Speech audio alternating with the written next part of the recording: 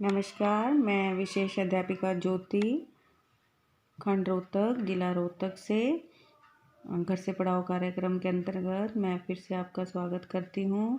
आशा करती हूँ कि आप सब अपने घर में स्वस्थ होंगे और कोविड-19 के बचाव के नियमों का अच्छी तरह से पालन कर रहे होंगे और अपनी पढ़ाई भी अच्छे से कर रहे होंगे। तो बच्चों, आज ऑनलाइन एजुकेशन के तहत आज मैं 8वीं कक्षा के बच्चों के लिए एक नया चैप्टर लेकर आई हूँ। तो 8वीं क्लास के बच्चे अपनी वसंत की पुस्तक निकालेंगे और इसमें हमारे पेज नंबर 88 और कविता का नंबर है 9 कबीर की साखियाँ, जो कबीर जी ने लिखी हैं और उसका हम फुल भावार्थ के साथ इस साखियों को समझेंगे और इसके सरलार्थ को समझने के बाद अपनी अपनी नोटबुक्स में लिखेंगे। तो आओ बच्चों, हम स्टार्ट करते हैं कबीर की साखियाँ। ये हमारी पहली साखी है। जाति न पूछो साध की, पूछ लीजिए ज्ञान, मोल करो तलवार का, पड़ा रहने दो म्यान। बेटा अच्छे से ना शब्दों को पढ़ते हैं, उससे हमारे काफ़ी हद तक मीनिंग क्लियर हो जाते हैं। देखो, जाति न पूछो साध की। जाति यानी कि आप कौन हो, किस जाति से संबंध रखते हो, आप कहाँ से हो, ये हम न पूछो, नहीं पूछनी चाहिए। साध की, साध यानी कि जो व्यक्ति अच्छा हो, सज्जन हो और जिसको पूर्ण रूप से ज्ञान हो, उस आदमी की कभी भी जाति नहीं पूछनी चाहिए। पूछ लीजिए ज्ञान। आप उसके पास जो ज्ञान है, जो उसकी बातें हैं, उससे अपने आप को परिपूर्ण कर सकते हैं। तो इसलिए कबीर दास जी कहते हैं कि हमें कभी भी सज्जन व्यक्ति की जाति के बारे में नहीं पूछना चाहिए, अपितु उसके ज्ञान के बारे में पूछना चाहिए और उससे ज्ञान प्राप्त करना चाहिए। मोल करो तलवार का, पड़ा रहने दो म्यान। देखो बच्चों, जब हम तलवार खरीदने जाते हैं, कुछ भी खरीदने जाते हैं, तो हम उसका मोल करते हैं, यानी कि उसके बारे में जानने की कोशिश करते हैं कि ये कितने का है, ना कि पड़ा रहने दो म्यान, कि जो उसके साथ म्यान आता है, जिसके अंदर हम तलवार को रखते हैं, उसका मोल भाव नहीं करते हैं। हम केवल तलवार के बारे में मोल भाव करते हैं, उसके म्यान के बारे में। इसीलिए कबीर दास जी कहते हैं कि हमें कभी भी सज्जन व्यक्ति की जाति के बारे में नहीं पूछना चाहिए, अपितु उसके ज्ञान का लाभ उठाना चाहिए। तो नेक्स्ट है बच्चों, आवत गारी एक है, उल्टत होई अनेक, कह कबीर नहीं उल्टिए, वही एक की एक। कबीर दास जी इसमें साखी में ये बताना चाह रहे हैं कि आवत गारी एक है। यदि कोई व्यक्ति, कोई बुरा व्यक्ति जो गाली गलौज करता है, अगर आपको वो गाली दे देता है और उल्टत होई अनेक, और आप भी उसके बदले में उसको गाली दे देते हो, तो वो एक गाली अनेक गालियों में परिवर्तित हो जाती है, बदल जाती है। यानी कि अगर एक आदमी कोई बुरा काम करता है और आप भी उसके साथ बुरा काम करते हैं, तो उसमें और आप में कोई फ़र्क नहीं रह जाता। तो कहते हैं कि गाली देने के बाद आप गाली दोगे तो वो गाली बढ़ जाएगी, यानी कि बुरे काम और ज़्यादा बढ़ जाएगा। इसलिए हमें कभी भी बुरे काम को बढ़ावा नहीं देना चाहिए। कहत कबीर नहीं उल्टिए, वही एक की एक। कबीर दास जी कहते कि हमें कभी भी रिवर्स में, यानी कि उसकी प्रत्युत्तर में गाली नहीं देनी चाहिए। अगर नहीं देंगे तो वो एक की एक ही रह जाएगी। अर्थात अगर हम बुरे व्यक्ति का साथ नहीं देते हैं तो हम बुराई को ख़त्म करने में सक्षम हो सकते हैं, उसको वहीं की वहीं समाप्त कर सकते हैं।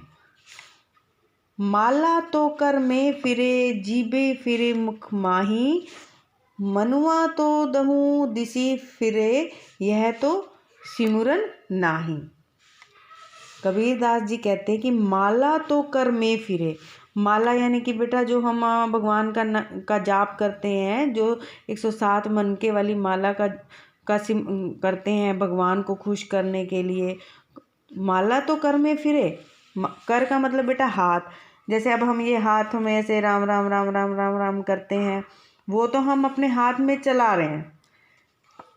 जीभी फिरे मुख माही, और जीभ से हम राम राम राम राम का जाप भी कर रहे हैं।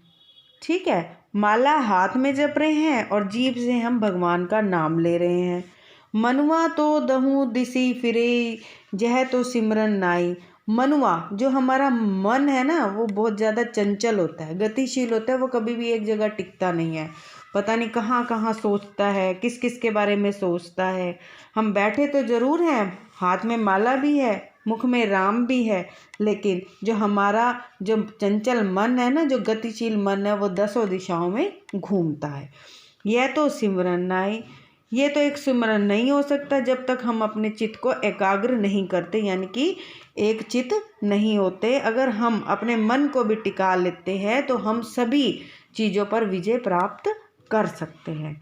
तो इसलिए कबीरदास जी इस साखी के माध्यम से ये बताना चाहते हैं कि हमें अपने मन को भी अपने वश में रखना चाहिए, ताकि हम इधर उधर की बातों पर ध्यान ना देकर अच्छे कामों की तरफ ध्यान दें। कबीर घास ना नींदिए, जो पाऊँ तली होई, उड़ी पड़ई जब आँखी में, खरी दुहेली होई। कबीरदास जी कहते हैं कि कबीर घास ना नींदिए, यानी कि घास, जो घास होती है ना बेटा, हम जब किसी बगीचे में जाते हैं, वहाँ के पौधों को तो बड़ी अहमियत देते हैं, देखो कितने सुंदर फूल खिले हैं, और हम घास को कुचलते हुए निकल जाते हैं, तो हमें उसका भी ध्यान रखना चाहिए। कबीरदास जी घास के माध्यम से ये बताना चाह रहे हैं कि घास ना निंदिए, घास की निंदा कभी नहीं करनी चाहिए। जो पाँव तली होई, कि आप उसको अपनी पैरों के तले कुचल दें, नहीं बेटा। इसमें घास के रूप में उन्होंने एक छोटे व्यक्ति, जो मतलब कि समाज में जिसकी जो कद्र थोड़ी कम होती है अपेक्षाकृत, कि तुम तो ऐसे हो, या अपने से कमज़ोर समझते हैं, खुद को तो बलशाली समझता है एक व्यक्ति, और दूसरे व्यक्ति को थोड़ा कमज़ोर समझता है, और ये कहकर उसको दबाने की कोशिश करता है, उसको मारता भी है, उसके साथ अत्याचार भी करता है। तो कबीरदास जी कहते हैं कि कभी भी कमज़ोर व्यक्ति के ऊपर हावी नहीं होना चाहिए, उन पर किसी प्रकार का अत्याचार नहीं करना चाहिए, क्योंकि उड़ी पड़ी जब आँखी में, वही घास जब उड़कर हमारे आँखों में चली जाती है, धूल मिट्टी के माध्यम से हमारी आँख में चली जाती है, तो वो हमें बहुत ज़्यादा कष्ट देती है। इसलिए कबीरदास जी इस साखी के माध्यम से ये बताना चाहते हैं कि कभी भी कमज़ोर व्यक्ति पर अपने बल का प्रयोग नहीं करना चाहिए, क्योंकि कभी ना कभी वो हमारे जीवन में काम आता है, तो उसको भी उसके का सम्मान उसको देना चाहिए, और उसके साथ कभी भी पक्षपात का व्यवहार नहीं करना चाहिए। जग में बैरी कोई नहीं, जो मन शीतल होए, या आपा को डारी दे, दया करे सब कोय। कबीरदास जिसमें कहते हैं कि जग में बैरी कोई नहीं, जग का मतलब संसार, संसार में बैरी यानी कि दुश्मन कोई नहीं हो सकता।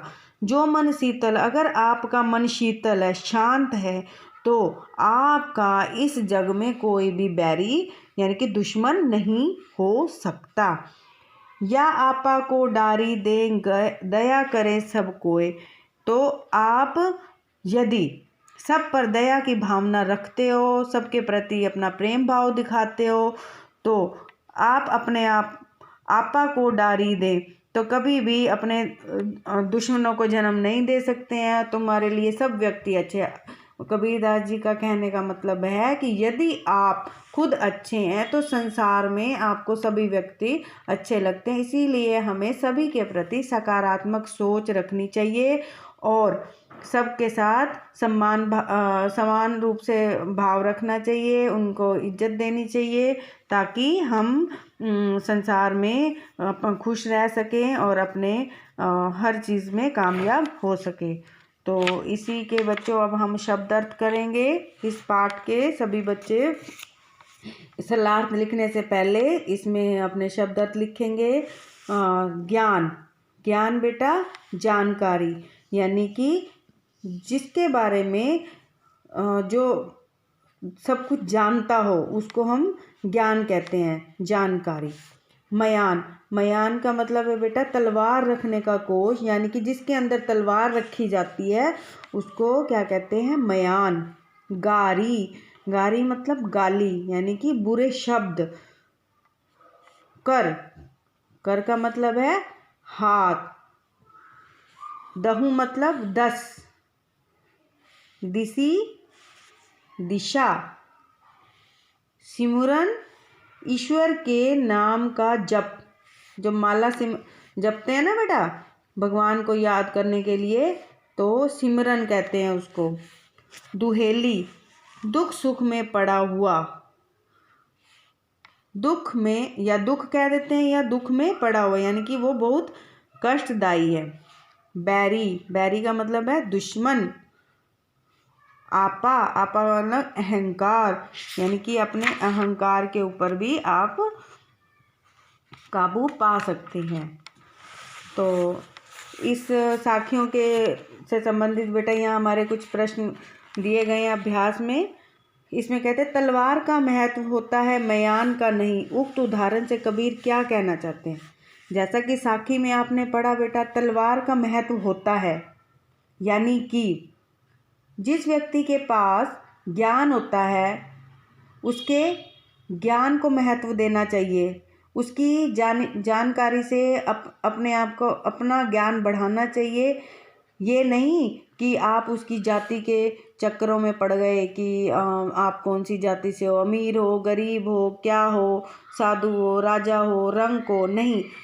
इसके माध्यम से ये बताना चाहते हैं कि हमें कभी भी व्यक्ति के जाति के ऊपर ध्यान ना देकर अपितु उसके ज्ञान की ओर ध्यान देना चाहिए। इस साखी के माध्यम से कबीर जी ये बताना चाहते हैं कि ज्ञानवान व्यक्ति से हमेशा ज्ञान प्राप्त करने की कोशिश करनी चाहिए, न कि उसकी जाति के बारे में पूछना चाहिए। प्रश्न नंबर 2 है पाठ की तीसरी साखी जिसकी एक पंक्ति है मनुआ तो दहु दिसी फिरे यह तो सिमरन नाही, के द्वारा कबीर क्या कहना चाहते हैं? कबीर जी इस साखी के माध्यम से ये बताना चाहते हैं कि हाथ में तो हमारे माला है, ठीक है, और जीभ में हमारा राम राम है, परंतु जो हमारा गतिशील, हमारा जो चंचल मन है वो उसको हम टिका नहीं पा रहे हैं। वो तो 10 दिशाओं में घूम रहा है। यानी कि उस दौरान भी, भगवान के सिमरन के दौरान भी हम अपने मन को एक चित ना करके इधर उधर की बातों में भटका रहे हैं। कभी किसी का बुरा सोच रहे हैं, किसी को कष्ट पहुंचाने की कोशिश कर रहे हैं।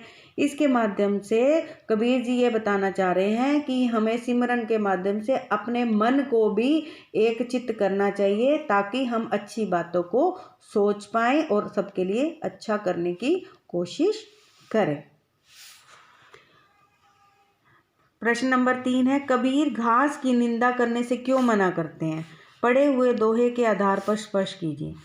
कबीर दास जी घास की निंदा करने से इसलिए मना कर रहे हैं। यहाँ पर कबीर दास जी ने घास को एक कमज़ोर व्यक्ति के रूप में व्यक्त किया है कि हमें कभी भी कमज़ोर व्यक्ति के ऊपर अपने बल का प्रयोग नहीं करना चाहिए, अपितु उसको उसके योग्य सम्मान देना चाहिए, क्योंकि कभी भी कोई भी व्यक्ति हमारे जीवन में काम आ सकता है और कभी भी किसी को कमज़ोर समझकर उस पर किसी तरह का कोई वार नहीं करना चाहिए। क्वेश्चन नंबर 4 है मनुष्य के व्यवहार में ही दूसरों को विरोधी बना लेने वाले दोष होते हैं। यह भावार्थ किस दोहे से व्यक्त होता है? इसमें मनुष्य के व्यवहार में ही दूसरों के विरोधी बना लेने वाले दोष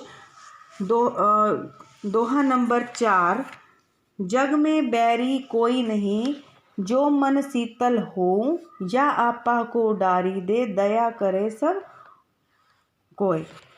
इस प्रश्न का उत्तर साखी नंबर 4 है, जो सभी बच्चे अपनी नोटबुक में लिखेंगे और इस साखियों को अच्छे से समझेंगे, शब्दार्थ लिखेंगे और अपनी समझ के आधार पर प्रश्नों को लिखेंगे। तो अब आपको मिलेंगे नेक्स्ट वीडियो में। Thank you so much.